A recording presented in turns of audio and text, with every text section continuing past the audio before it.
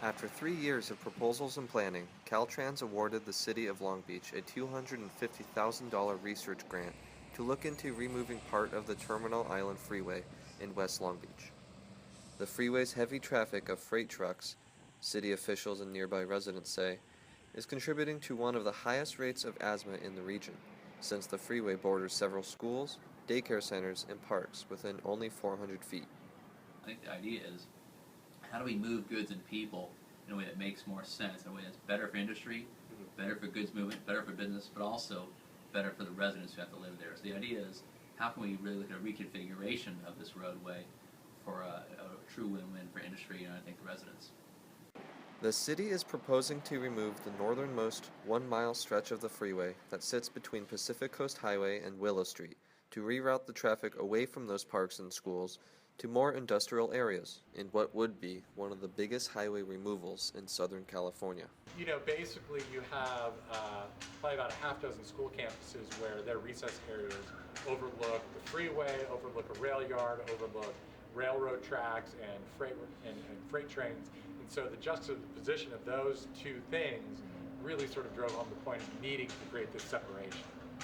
As hundreds of trucks pass through the Terminal Island Freeway each hour, children and other residents are constantly being exposed to the high pollution from the other side of the mulch wall at areas like Hudson Elementary School, Hudson Park, and Cabrillo High School.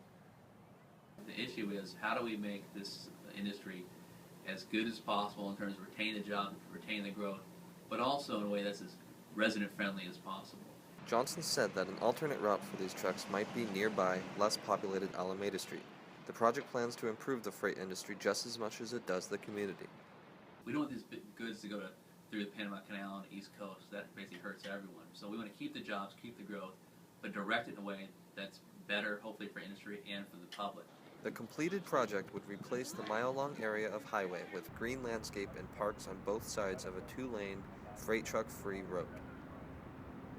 If you got 600 trucks an hour, 600 trucks an hour going up and down the freeway, and all the diesel particulate matter that's coming out of those stacks is going right into communities. And if we could take these trucks off this freeway and convert it into a park, that's 600 trucks an hour to stop putting pollution in the air next to the homes and schools. Cross has lived in the area for 52 years, and he said that West Long Beach hasn't always been the way it is now.